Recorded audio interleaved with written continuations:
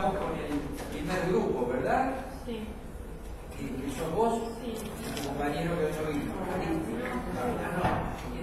Sos vos, ayer. Es el próximo lunes. Bueno, recuerden que si tienen algo para proyectar y demás, deben pedirlo con anticipación al área de informática, bueno, digamos, todo lo que necesiten como apoyatura, lo gestionan directamente ustedes, y si algo se les presenta como dificultad, Eduardo se los facilita. Entonces el lunes ya arrancamos. Bien.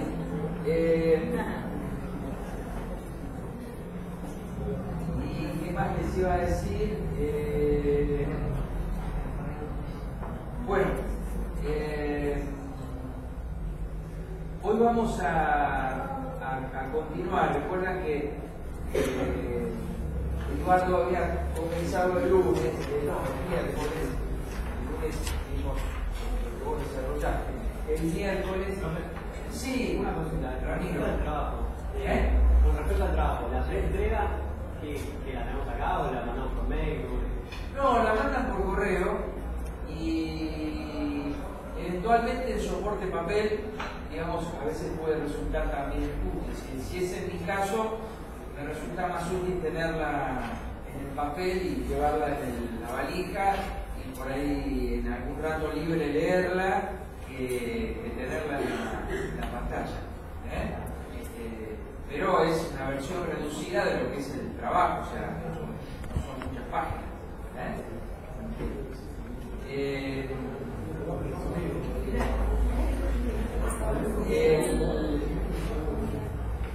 Les decía, el lunes, perdón, el miércoles comenzamos a ver todo lo vinculado a moneda, bancos, ¿verdad? Eso mismo, ¿no?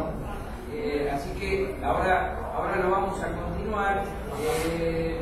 Hoy me decía de la profesora David que tuvieron clases. ¿Qué estuvieron viendo esta mañana? Bueno, ¿qué estuvieron viendo? La circulación del mercado, siguieron dando los compañeros. Siguieron. Siga, bueno. Bien, así dividido en grupos y demás. Hoy eran los últimos de la comisión, ¿no? Circulación del sistema económico. Y después empezaron clases. Sí, que quedaba el último grupo de esta comisión y ya arrancó con la comisión 7 que está dando la Yuyi. Van los temas por comisión y. Bueno, eso no lo tenía presente. Bueno, bien. De modo que vamos a continuar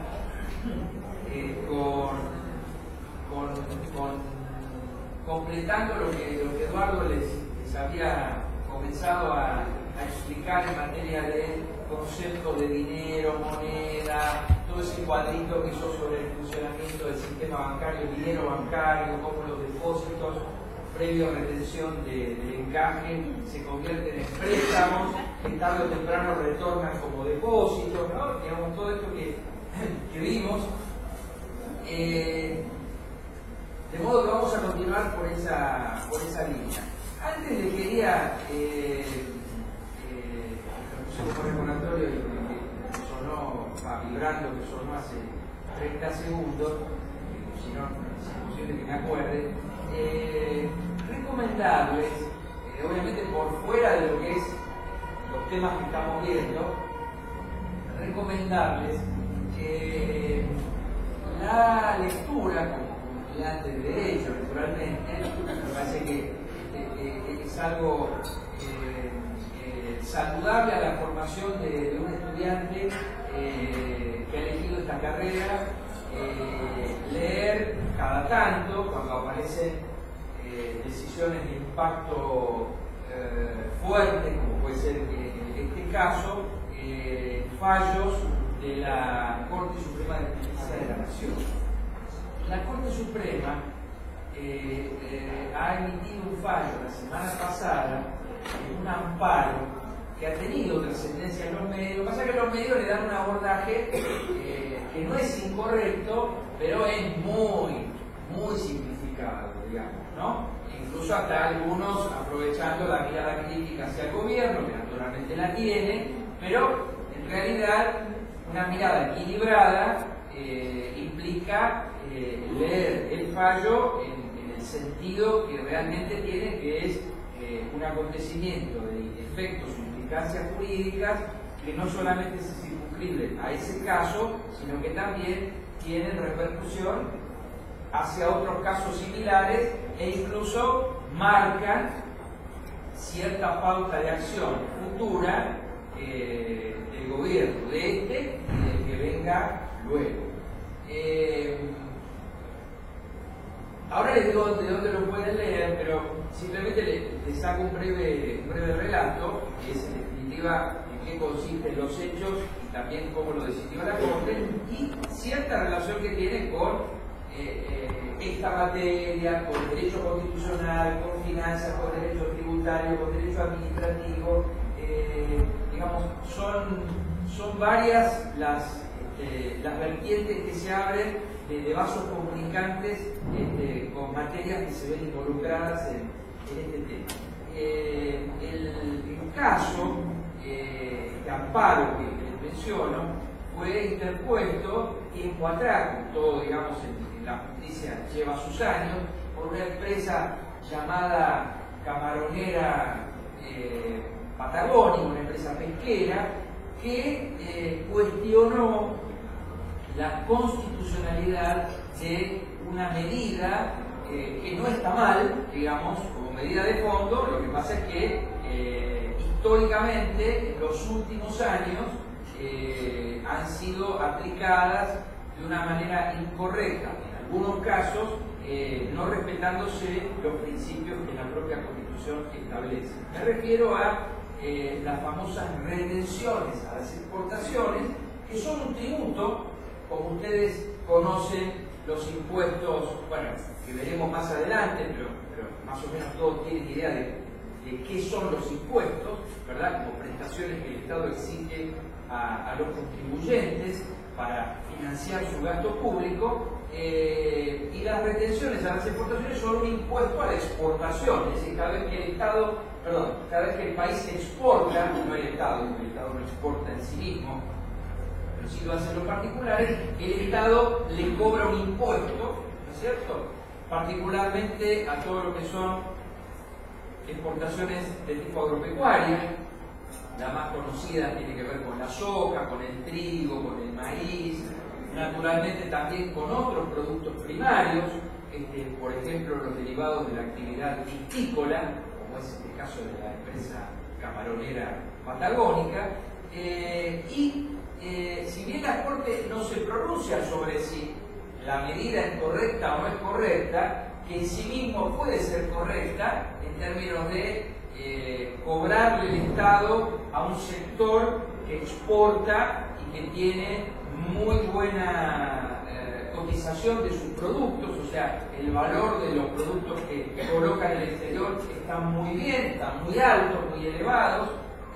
Muchas veces el dólar ayuda, porque si ha habido una devaluación, no es lo mismo exportar con un dólar a 5 pesos que con un dólar a 8, digo, si fuera en la época actual, es mucho más rentable para un exportador que el dólar valga 8 pesos y no valga 5. Entonces, muchas veces el Estado entiende que la renta que genera un exportador, enriquecida por un dólar más caro y por la cotización del producto en cuestión, que internacionalmente hoy vale también más que antes, corresponde que el Estado le aplique un impuesto que le permita, por ejemplo, financiar determinadas actividades, sobre todo algunas vinculadas a políticas sociales, como fue en aquel momento apenas salida la crisis del 2001. Acá se trata es muy interesante la cuestión, porque a través de una resolución, o dos o tres, pero para el caso es lo mismo, del Ministerio de Economía, se aplican retenciones, esto es un impuesto a las exportaciones, que tienen, por ejemplo, a esta empresa como obligada a pagar, digamos. Y el punto es que la Corte termina señalando que hay determinadas materias, termina señalando, permítame que les recuerde, algo que es de toda obviedad porque surge de la propia letra de la Constitución, que hay determinadas materias sobre las cuales el Poder Ejecutivo, ni aún invocando situaciones de excepcionalidad, de emergencia, de grave perturbación económica, social, etc., puede arrogarse su ejercicio. Digamos, hay competencias que están vedadas al Poder Ejecutivo y son básicamente 4.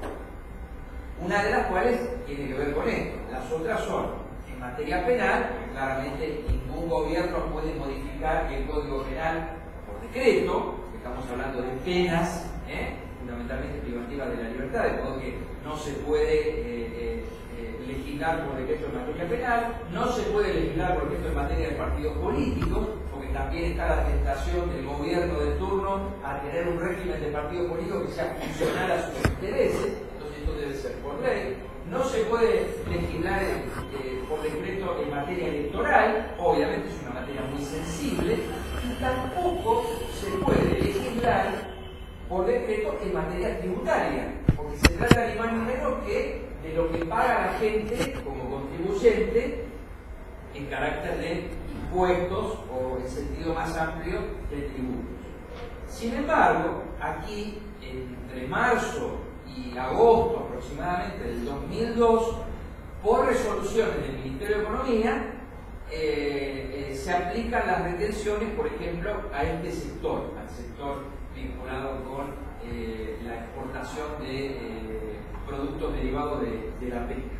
Y allí la Corte deja sentado entonces, por un lado, el criterio de la inconstitucionalidad de una resolución que establezca un impuesto. Fíjense que si esto fuera una clase de la pirámide de Kelsen, ni siquiera estamos hablando de un decreto, sino de una resolución que está jerárquicamente por debajo de un decreto. Está la Constitución, está la ley, está el decreto y está la resolución que firman los ministros y los decretos que los firma el presidente. En este caso era una resolución del Ministerio de Economía de aquel entonces y por otra parte invocando lo que otro terreno muy sensible en el plano constitucional administrativo, que es lo referido a la legislación delegada, es decir, cuando las leyes establecen una delegación en el Poder Ejecutivo para por sí solo el Poder Ejecutivo decidir en determinadas cuestiones, como por ejemplo subir o bajar alícuotas de impuestos, etc. Acá hay un código, el código aduanero, que lo sumamos a una lista que no es corta de normas de la dictadura que todavía la democracia no ha reformado, no ha modificado. Y un ejemplo de ello es el Código Aduanero, que sigue vigente desde 1980-81, tiene más de 30 años, fue sancionado por la dictadura y todavía se sigue aplicando. Bien, entonces, por un lado la Corte deja sentado el criterio de que no puede ser ni por resolución ni por decreto establecida una retención o cualquier figura de tipo tributario, y además dos jueces dicen, que son los doctores Argibay y Petraki, que aunque hubiera delegación del Poder Legislativo, en esta materia, la tributaria, lo que más pesa en términos de su importancia institucional es lo que dice la Constitución. Entonces, por más que la ley establezca una delegación, si la Constitución, que está por encima de la ley, determina que esa materia, la tributaria, le está vedada al Poder Ejecutivo, por más que la ley le delegue al Poder Ejecutivo, si lo hace, estaría contrariando lo que dispone la propia Constitución Nacional. Es muy interesante, pero no solamente para que lo escuchen, que yo acá les hice una apretada síntesis, sino para que como consejo, si se quiere, que también se familiaricen con la lectura de fallos. Hay fallos que son aburridos y otros que tienen un alto contenido político. Y este es un claro ejemplo, cuando la Corte deja sentado un criterio en cuanto a que el Poder Ejecutivo no tiene poderes ilimitados, que debe siempre respetar lo que establece la Constitución. Y esto va de la mano, casi que retrocediendo 6 años, a lo que sucedió con la famosa, por ahí lo conocen más por el número que por las implicancias, la famosa 125, que en realidad era una resolución 125 que estableció un aumento en las retenciones a la soja y a otros productos exportables de Argentina, ¿verdad? Esto fue en 2008 y derivó en el famoso conflicto con el campo, ¿no?, que dividió tanto al país, que terminó con la decisión del entonces vicepresidente de la República de lo que la historia dio llamar el voto no positivo, cuando esta cuestión se debatió en el Senado. Pero en definitiva el modus operandi es el mismo. Mediante una resolución del Ministerio de Economía se establecen cambios en una figura de naturaleza tributaria, como son las retenciones, ¿verdad?, sin que intervenga el Congreso. El Congreso intervino mucho después, cuando ya el conflicto había estallado, pero el Poder Ejecutivo no encontró mejor idea que ponerlo a consideración del Congreso. Pero el origen del conflicto tenía que ver con un problema de naturaleza básicamente constitucional, que es si efectivamente a través de una resolución del Ministerio de Economía se podía aumentar las retenciones, o en verdad, por tratarse de un impuesto, sí o sí debía intervenir el poder legislativo, el Congreso, ¿verdad? De modo que hay mucha vinculación con lo que sucedió en 2008 y a su vez hacia adelante hay un mensaje claro que creo yo da la Corte al Poder Ejecutivo en cuanto a que ni con retenciones ni con cualquier otro impuesto puede haber decisiones que se tomen por la vía del propio Ejecutivo sin que intervenga el Congreso, ¿verdad? Es lo que yo llamaría una ratificación del denominado principio de legalidad. No hay tributo sin ley, que lo verán ustedes en Derecho Constitucional y más profundamente en Finanzas y Derecho Financiero. En una república no hay tributo sin ley. Esta idea de que mediante una resolución o un decreto se puede modificar, se puede crear, se puede aumentar o disminuir una alícuota tributaria no es permitida. Y el caso Camaronera está dejando sentado un criterio al respecto con el voto de todos los jueces, incluido con jueces que, además de ser honorables y respetables, al menos para mí, suelen tener posiciones más cercanas al Poder Ejecutivo, como es el caso de Ramón Zaffaroni. Es decir, los jueces han entendido que esto es innegociable, digamos, esto de respetar el principio de legalidad en materia tributaria. Y algunos, Petraki y Argibay, la doctora Argibay y Enrique Petraki, que han entendido que aún con la ley ratificada por el Congreso, tampoco es válido que la retención sea decidida por el Poder Ejecutivo por legislación delegada. Esta es la disidencia de estos dos, porque en realidad el fallo por mayoría entre marzo y agosto del 2002 se entiende que al haber resolución el Ministerio de Economía no es válido y viola la Constitución. Pero a partir de agosto, septiembre del 2002, para el caso es lo mismo, la fecha, cuando el Congreso ratifica lo que antes el Ejecutivo había hecho, ya eso le da un ropaje de legalidad que convalida, digamos, la decisión de aplicar las retenciones. Sin embargo, estos dos jueces entienden que aún cuando el Congreso convalida la delegación que se le otorga al Poder Ejecutivo para aumentar y subir las retenciones, aún así es inconstitucional, porque sí o sí siempre debe pasar por el Poder Legislativo, por el Congreso, ¿verdad? Incluso la propia Constitución establece, en el caso de los impuestos, la Cámara de Origen, que es la del resultado justamente porque allí reside la voluntad popular, digamos, o al menos históricamente, cuando se entiende que la Cámara de Senadores representan a las provincias y no representan al poder ejecutivo. Sí, pero indica, ¿qué quería decir? El cambio de la base del mínimo imponible en esa discusión del poder ejecutivo. El cambio de la base del poder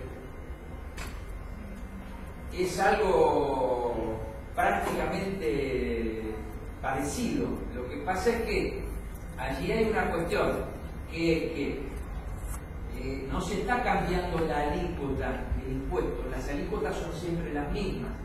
Se arranca en un 9%, se sigue en un 14%, sigue 18%, 23%, 27%, 31% y 35%, todas por ciento, ¿no? Eso nunca se cambia. Lo que se actualiza, y ahí digamos la doctrina parece ser más pacífica al respecto, es el mínimo no imponible, es decir, el monto a partir del cual se comienza a pagar porque uno gana por encima de ese valor o no. Y eso sí, digamos, decidido ni siquiera por, en muchos casos, por decisión del propio Poder Ejecutivo, sino hasta por delegación que recae en el director general de la AFIP. En ese caso no hay un poco en contra, porque en definitiva, de una manera indirecta, por ejemplo, en caso de la inflación, se le está aplicando un tributo nuevo a una persona por decisión del Ejecutivo. Al no actualizarse, sí. Al no actualizarse no me cabe la menor duda, digamos. El problema ahí es que, digamos, si lo aplicáramos estrictamente siguiendo la línea de este fallo, debiera ser el Poder Legislativo quien, de hecho hay proyectos presentados, algunos por la oposición, todo lo que yo he visto ha sido presentado por la oposición, que piden actualizar el mínimo imponible, por ejemplo llevándolo a 19.000 o a 20.000 pesos, lo que hoy está en 15.000, en el caso de las personas físicas, ¿no es cierto? Pero ha sido históricamente el Poder Ejecutivo en el entendimiento, quien lo actualiza, en el entendimiento que no se están tocando alícuotas. Visto desde tu perspectiva, lo que vos acabas de señalar, también es cierto. Digamos, muchas veces la no acción, esto es el dejar hacer, lo que termina logrando es un perjuicio a un derecho como puede ser el derecho de propiedad de los trabajadores, cuando reciben un aumento y al no actualizarse el mínimo no imponible hace que antes no pagaran y ahora paguen, o que antes pagaban y ahora paguen más porque entran en la siguiente escala del impuesto, ¿no es cierto? Después que la presidenta anunció la actualización, que fue entre la primaria de agosto y la elección de octubre del año pasado, aproximadamente 1 millón de personas dejaron de pagar. ¿Por qué? El espíritu del impuesto a las ganancias, lo vamos a ver más adelante, primero es cuestionable, esto ya excede decir por decreto o por ley, es cuestionable que se aplique un impuesto que se llama a las ganancias a ingresos que perciben trabajadores, que en realidad no tienen ganancias, tienen ingresos que les permiten vivir o mantener su estructura de gasto, no es una utilidad el ingreso. Además de esto, la no actualización terminó generando una distorsión que para mí es clara, porque un trabajador bancario, un trabajador mecánico, un colectivero, un trabajador del ferrocarril, un petrolero, un docente de la universidad o del sistema provincial que tiene 2 cargos, etcétera, termina pagando impuesto a las ganancias. En realidad es una distorsión, porque el legislador, lo que ustedes habrán visto el derecho constitucional, cuando se estudia estas cuestiones, el espíritu del legislador. Cuando el legislador creó este impuesto en la década del 30, que se llamaba impuesto a los réditos, no a las ganancias, es la de gravar a los sectores con mejor capacidad contributiva, y particularmente empresas, eventualmente personas físicas. Si vos me decís, bueno, hay que gravar a alguien que es una persona física que cobra un sueldo por mes, bueno, yo pensaría en un tipo que gana más de 50.000 pesos por mes o 60.000, que los hay, bueno, que pague porque no le mueve el perímetro de sus ingresos. Pero no hay nadie que gana 10.000, 12.000, 15.000, claro, hay gente que gana 5.000, está bien, pero digamos, hay muchísimos gremios en donde se ganan más de 10.000 pesos y se termina pagando mensualmente impuesto a la ganancia, cuando en verdad debiera ponerse el acento en los sectores que están más, llamaríamos, en la cúspide de la pirámide. Curiosamente, la última modificación que hubo de ganancias, que fue la época de la Rúa, o sea, hace 14 años, se modificó la alícuota de abajo y no se tocó la de arriba. Entonces, la alícuota más baja era del 6% y pasó al 9%, se incrementó un 50%, siempre tratando de cobrarle al que menos tiene y tratando de no tocarlo, de no perjudicar a quien mayor capacidad contributiva tiene.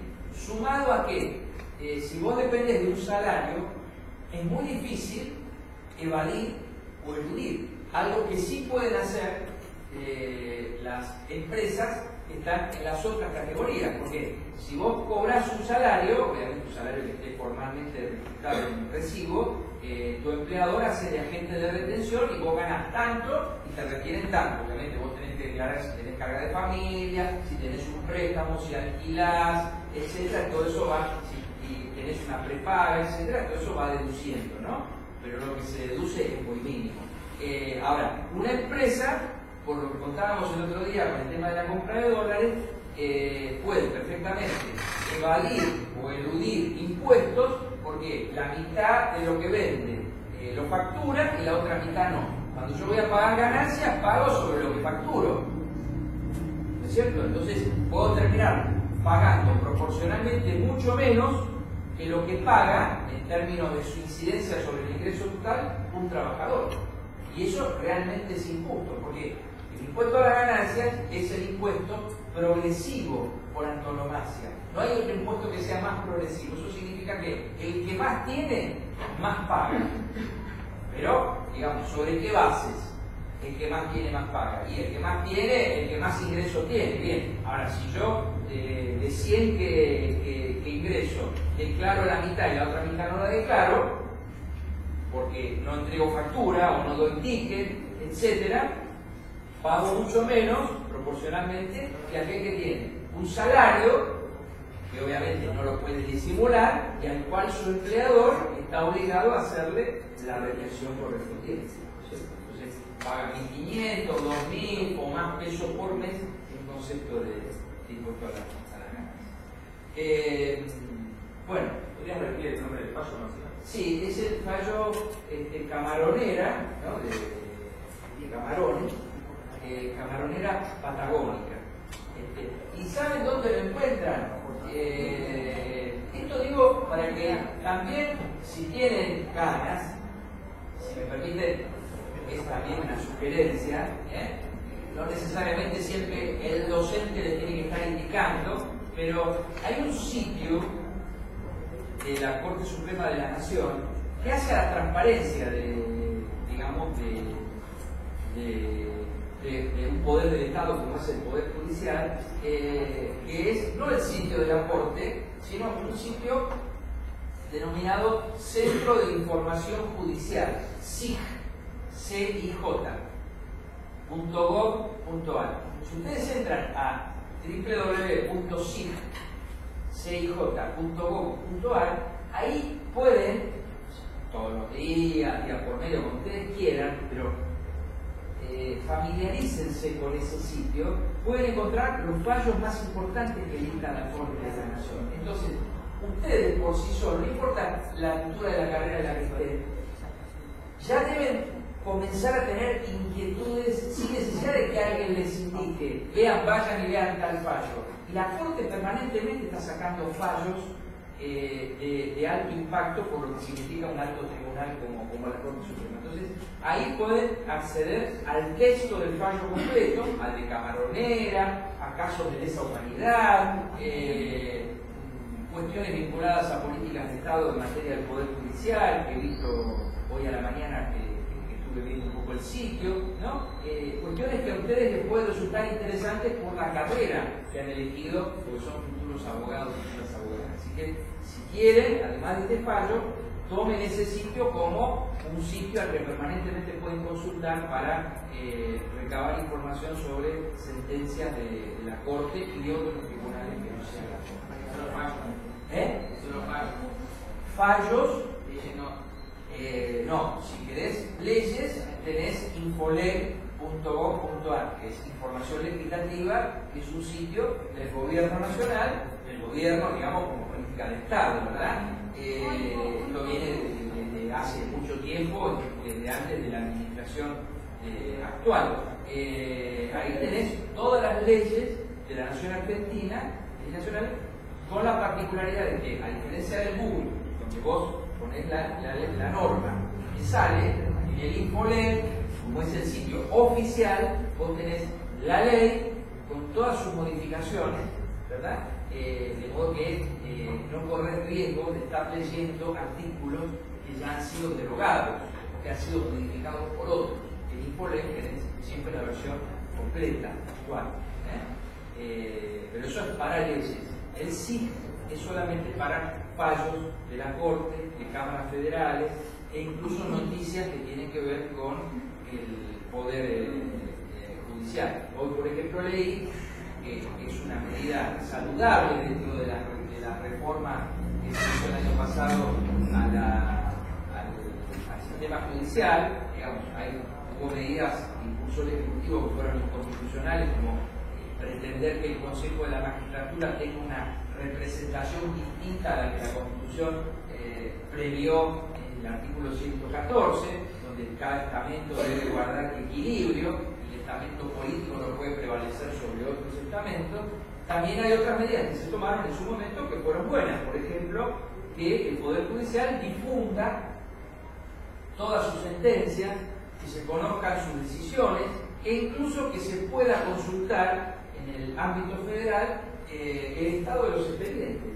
Digamos. Eso hace a un principio elemental que debe aplicar todo estamento estatal, incluida la universidad, claramente, que es el de la transparencia republicana. Digamos. Uno puede entrar con el número de expediente y ver qué pasa con su expediente, sin necesidad de estar yendo a una mesa de entrada, perdiendo tiempo, tomando su colectivo, etcétera, etcétera, cuando hoy la web ofrece una herramienta amigable que permite conocer, ingresando a ella, qué pasa con el expediente.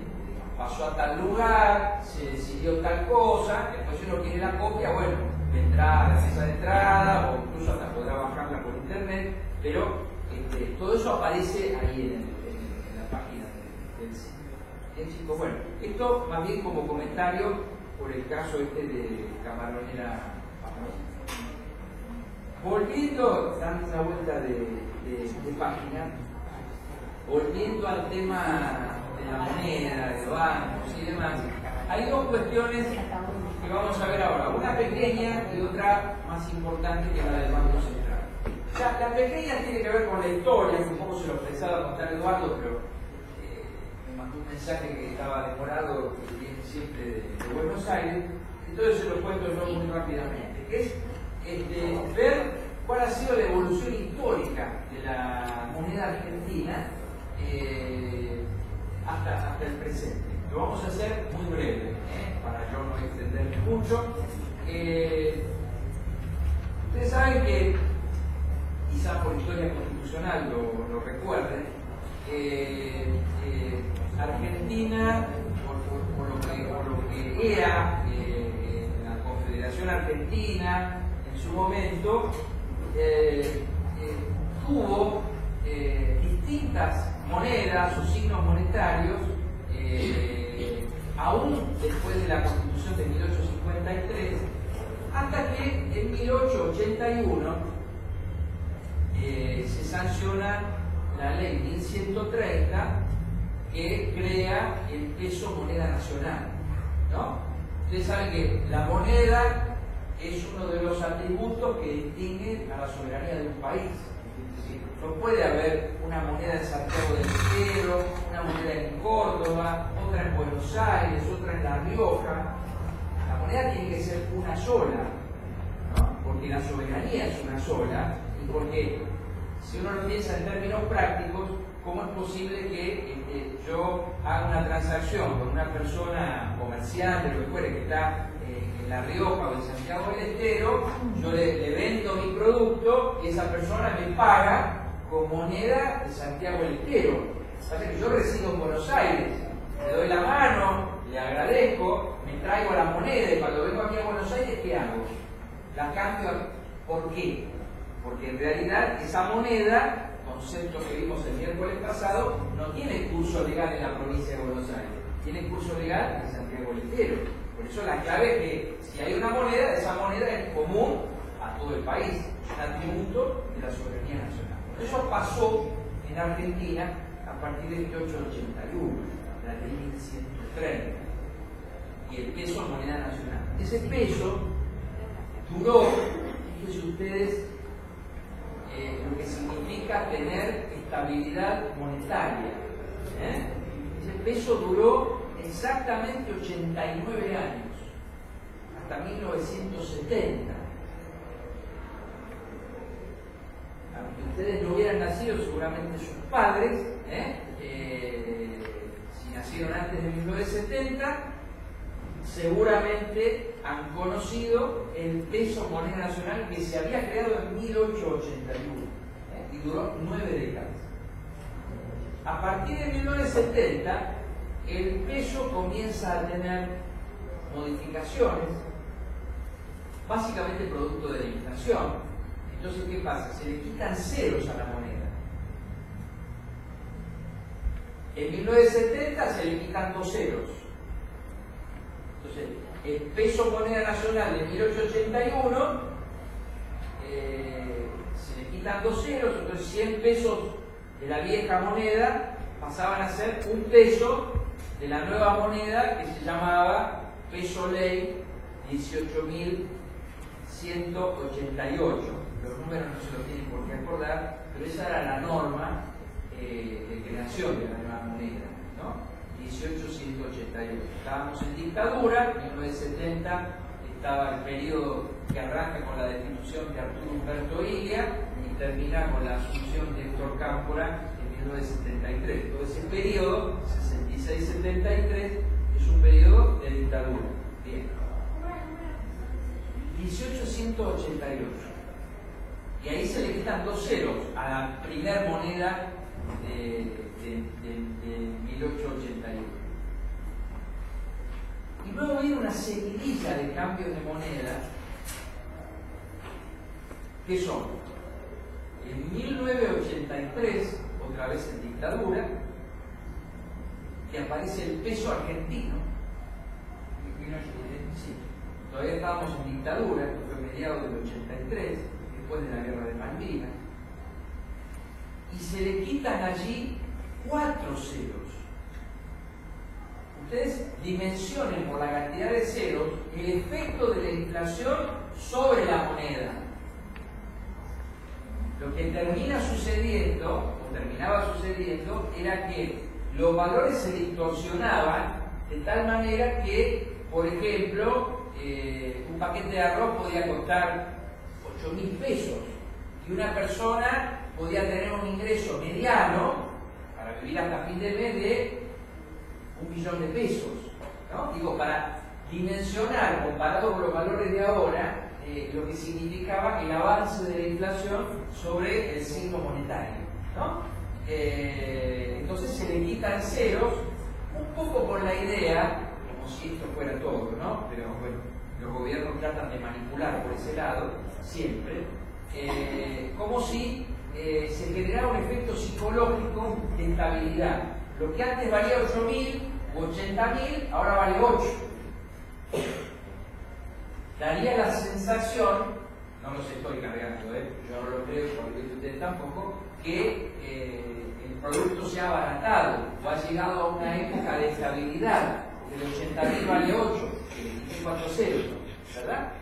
Y también después había un efecto básicamente de contabilidad, cuando no existían las computadoras, al menos masificadas como ahora. Entonces todo se hacía en planilla de papel, donde un presupuesto nacional eran billones o trillones de pesos.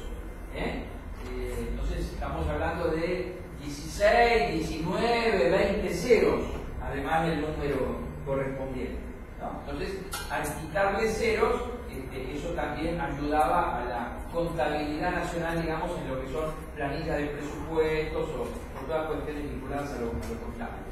Esto es 1983. 2 años después, ya con Alfonsín en el gobierno, aparece otra moneda que reemplaza el peso argentino, que es el austral. Nosotros tuvimos una moneda llamada austral. Y allí se le quitan 3 ceros. Entonces 1000 pesos argentinos eran un austral. Se quitan 3 ceros más. O sea, que tenían 2, o sea, quitaron 2. Hasta ahora se quitaron 2 en el 70, 4 en el 83, ahí tenemos 6, 3 en el 85, ahí tenemos 9 ceros en 15 años. Durante 90 años, la misma moneda sin tocarse de un solo cero. Y en solo 15 años, 9 ceros. Y la siguiente moneda es la que actualmente conocemos, que es el peso, que existe desde el 1 de enero del 92, y se le quitan 4 ceros al austral. En total, 13 ceros, del 70 al 91. 13 ceros se le quitan a la moneda. Producto, insisto, del avance incontrolable de la inflación y la necesidad de los gobiernos de generar un efecto, en algunos casos psicológico, en otros casos más de tipo contable, reduciendo los valores numéricos expresados en las planillas y en los precios, digamos, de los productos en general. Entonces, en 90 años no tuvimos cambios y en tan solo 21 años la moneda cambió 4 veces y se le quitaron 4 ceros. Hasta la actual, reitero, que tiene el peso, y por supuesto el peso seguirá. El único debate que hay es, ustedes lo vivirán en los cajeros automáticos, es si, viendo que los billetes de 100 pesos han perdido poder de compra, porque claramente 100 pesos de hoy no son 100 pesos de 1991, claramente, ni son 100 pesos de hace un año. Entonces, la necesidad de la gente de retirar más billetes de 100 pesos hace que los cajeros no den abasto, ¿verdad? Algo que eventualmente podría solucionarse con un cambio de denominación, que no es cambio de denominación de la moneda, sino que además de haber un billete de 100 pesos, puede haber uno de 200. Europa tiene 500 euros, digamos, para casos determinados, digamos, pero circulan monedas de 500 euros sin mayores dificultades, ¿verdad? Pero hay una tendencia, creo yo equivocada, a que tendencia oficial, ¿no? Si se acepta llevar los billetes de 100 a 200, se termina reconociendo un problema que en verdad existe, que es el avance de la inflación. Pero como los cajeros automáticos no tienen mayor capacidad, digamos, de almacenaje de billetes, pueden agotarse prontamente cuando en verdad si uno quiere sacar 1000 pesos, en lugar de sacar 10 billetes de 100, saca 5 de 200 y se terminó la cuestión. No estamos hablando de poner, como había en aquellos tiempos, porque a esas épocas no volveremos más con toda seguridad. Argentina llegó a tener billetes, yo los he visto siendo niño, de 1 millón de pesos. pero que no son 1 millón de pesos, como si dijera, bueno, ahora tenemos un billete de 1 millón de pesos, ¿no? Pero como estaba todo, yo les conté hace un rato, por ahí alguien ganaba 3 o 4 millones de pesos, entonces si hubiera un billete de 1 millón de pesos no era descabellado, estamos hablando de eso. Ahora, después de 20 años, con un proceso inflacionario que en los últimos años no ha sido menor, el billete pasa de 100 a 200 en cuanto a su máxima expresión del signo monetario, no está tan mal, digamos, ni es reconocer que estamos entrando en una senda sobre la cual no vamos a volver. O sea, no es que después vamos a tener de 500, de 1000, porque los tiempos han cambiado, es un proceso alocado de inflación en que estamos viviendo. Pero eso repercute en los cajeros, en la capacidad de almacenaje de los cajeros. Fíjense ustedes que del total de billetes en circulación, el 60%, es una enormidad, son billetes de 100 pesos en la República. Se ha duplicado en los últimos años la cantidad de billetes de 100 pesos, justamente porque hoy 100 mangos no es nada, claramente, dicho de la manera más dura. ¿Qué querías preguntar? Yo le preguntaba por el billete que sacaron de Vito. ¿Qué fue? ¿Un modo de conmemoración o...? Sí, solamente un... Porque en las circunstancias por ahí convendría con lo que usted dice, sacar conmemoración. Sí, pero eso del billete de Eva no me parece, digamos, sin yo adherir al ideario oficialista, Eva Perón y Roca no elegiría mucho, digamos, ¿no? Pero eso es más bien conmemorativo de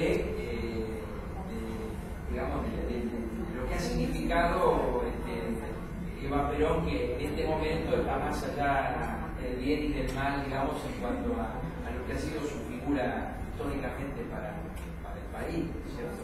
Pero nunca se ha hablado de cambiar de la denominación del billete. ¿Usted cómo ustedes?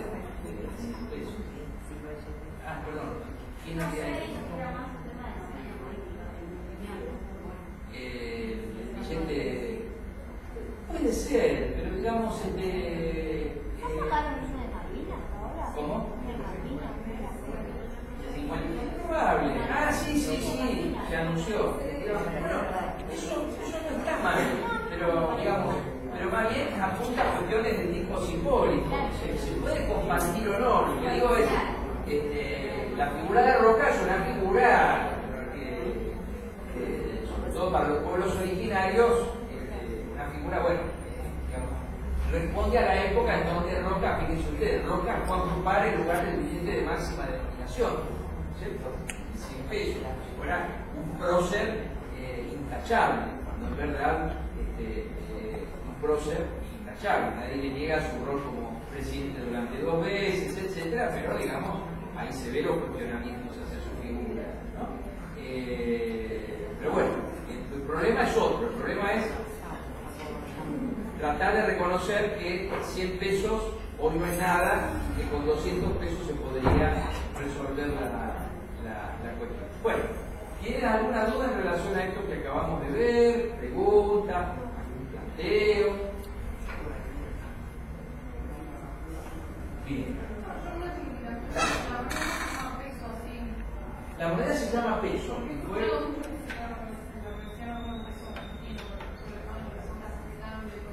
No, bueno, recordar tu apellido primero que me olvidé. En verdad, si la casa de cambio pone peso argentino, es porque hay otros pesos, por ejemplo el mexicano, ¿verdad? O el boliviano, o de otro país, entonces, digamos, para evitar confusiones, es el peso argentino. Pero la denominación legal, creada por la ley 23.928, que es la ley de convertibilidad que crea el peso, designa la unidad monetaria como eso, como peso. Peso argentino fue el de 1983. Entonces, su signo, el signo peso que todos conocen, estaba seguido de una A minúscula. Peso argentino, digamos, y hoy el signo es peso y nada más.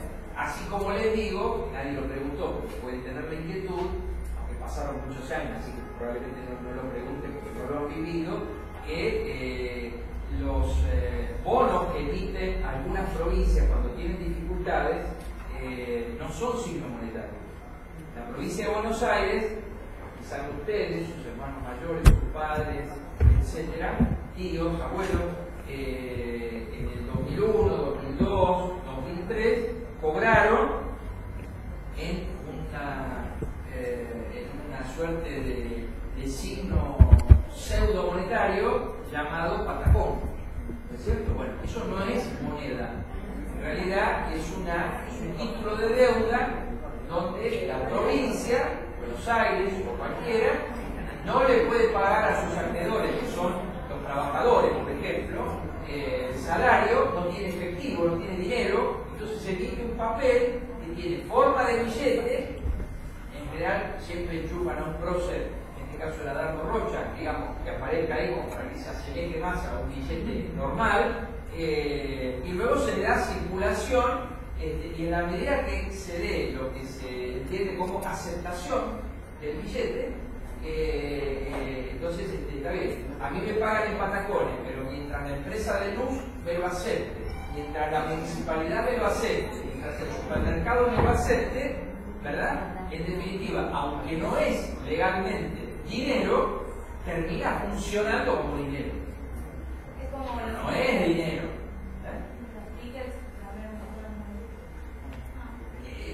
El ticket canasta, por ejemplo, es una modalidad de pago en especie que la ley de contrato de trabajo habilita con un tope de porcentaje, ¿no? En general, muchas veces las empresas en convenio con supermercados y demás pagan una parte del salario con esos papeles. En realidad esto obedece, esto que estoy contando yo, a una situación de déficit de una provincia que no tiene cómo pagarle a sus trabajadores y entonces no tiene mejor idea que emitir un billete, pero que no es moneda, sino que es un título de deuda.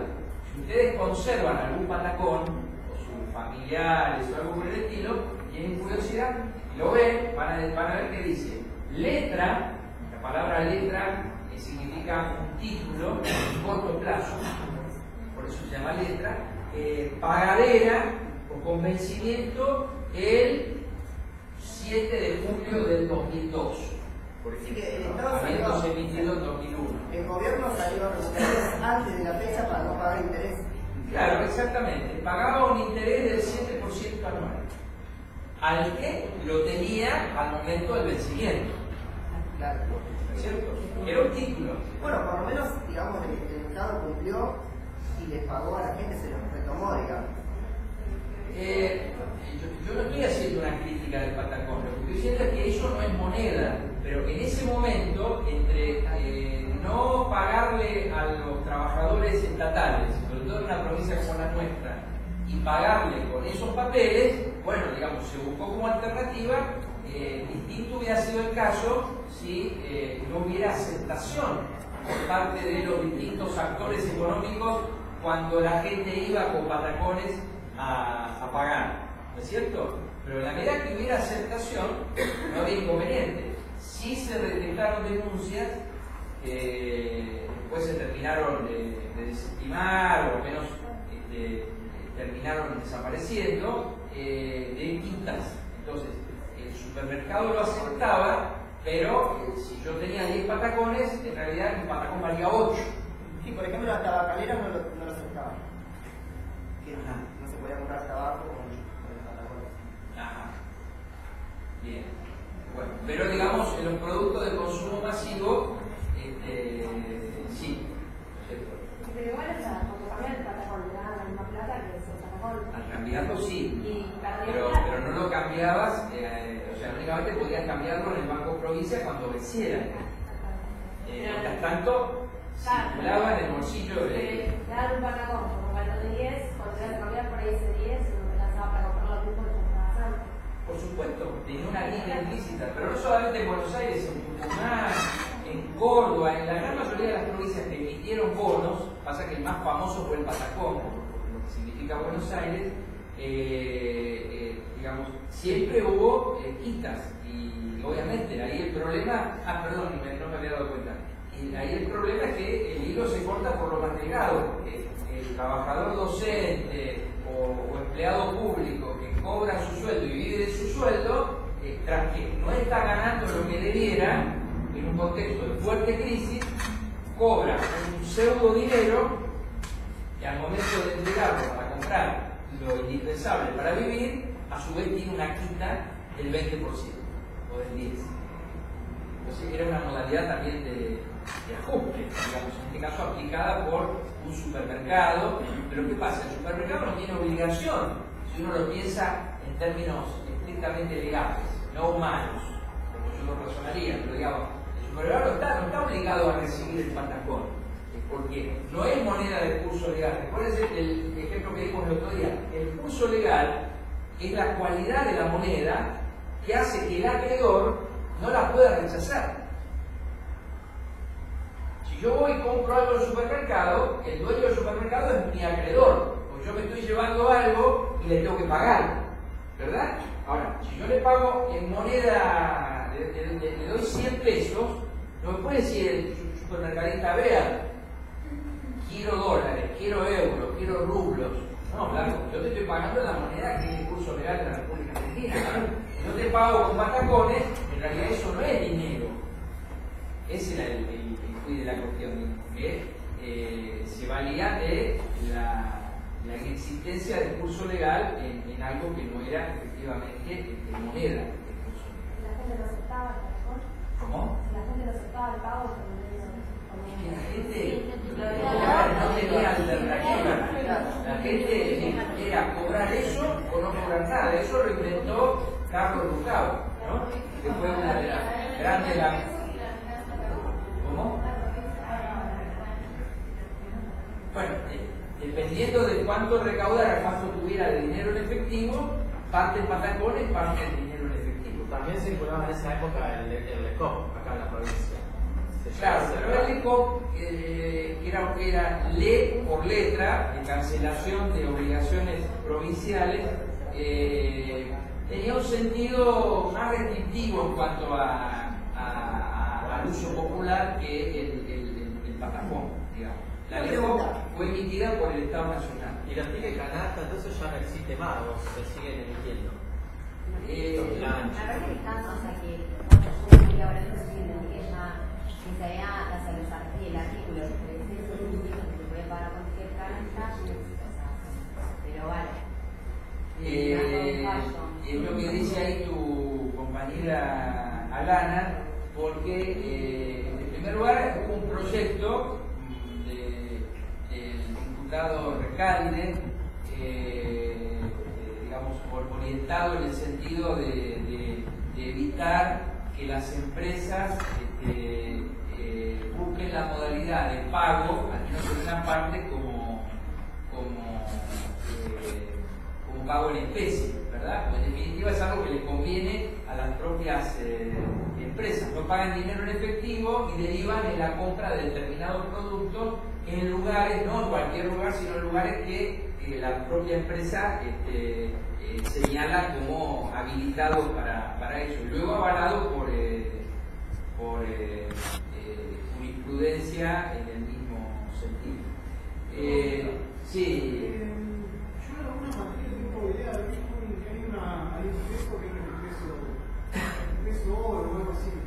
Sí, qué buena pregunta. Bueno, eso es lo último que vamos a ver antes de ir al recreo. Lo que vos decís, está muy interesante. Digamos, si rebobinamos un poquito, es breve, pero presten atención porque es un pedazo de historia que no siempre se cuenta. Pues de hecho yo no lo conté porque me pareció demasiado. Cuando se crea el peso moneda nacional, la ley 1130, pueden buscarla por internet, la ley. No creo que esté en Infolet porque es muy vieja, pero sí la pueden encontrar. La ley 1130 no solamente crea el peso moneda nacional, sino también crea una moneda de oro que se llama argentino oro. Y esa moneda, curiosamente, nunca fue derogada, pese a que ha caído en lo que ustedes han estudiado, presumo yo, con gran dosis de convicción, introducción al derecho, ha caído en una figura que ustedes han estudiado, reitero, que se llama desuetudo. Es decir, si bien no ha habido una derogación formal, los usos y las costumbres hacen que ya no esté en la práctica vigente. Pero el argentino oro existe como moneda, es una moneda de oro de 1,6 gramos de oro fino, y se utiliza como referencia, materia que ustedes no han llegado todavía, para, por ejemplo, tasar las indemnizaciones de accidentes aéreos en el Código Aeronáutico. ¿Para tasar qué? Las indemnizaciones derivadas de accidentes aéreos en el Código Aeronáutico, que estudiarán ustedes cuando lleguen a Derecho de la Navegación, allá en PIT. Es una de las últimas materias de la carrera, si no hay cambios antes, naturalmente. Entonces, es lo que se llama, dentro de lo que explicó el otro día Eduardo, una moneda metálica. Su valor no es fiduciario. El valor del argentino oro, como el de toda moneda metálica, está dado por el gramaje del metal con el que ha sido elaborado la moneda. Entonces, la moneda es de oro, vale 1,6 gramos de oro. ¿Cuánto vale la moneda? Lo que vale a 1 gramo de oro, 0,6, que también tiene un valor histórico. En la cotización actual, ¿verdad? Y ese es el valor real de la moneda, que hoy, utilizan básicamente los coleccionistas. Obviamente están en el Banco Central también estas monedas, pero no son monedas que circulen con carácter de curso legal como si fuera por eso se dice que ha caído en desuetudo.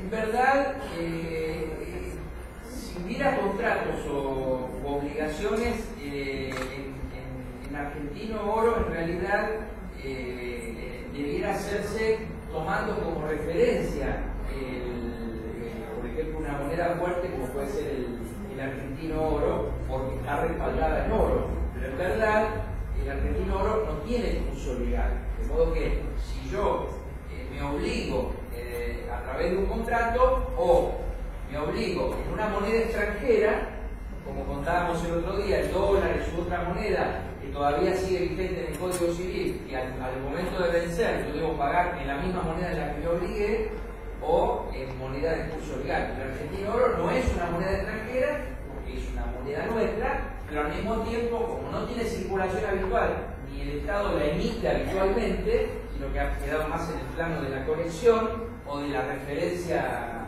para medir indemnizaciones de catástrofes aéreas. Por ejemplo, cuando fue la catástrofe, la última afortunadamente que tuvo Argentina, la catástrofe del avión del APAC en 1999, el avión que salía de Aeroparque y no logró levantar vuelo, entonces cruzó la avenida del Aeroparque, se llevó puesto varios autos, etcétera, etcétera. Bueno, allí en esa catástrofe se utilizó como referencia el parámetro, digamos, de los argentino oro para medir la indemnización que le correspondía a las víctimas de esa catástrofe. Pero más allá de eso, no hay, o el valor minimal, digamos, básicamente. Bueno, hacemos un recreito, chicos. Son 7:15, hacemos 10 minutos, recuerden.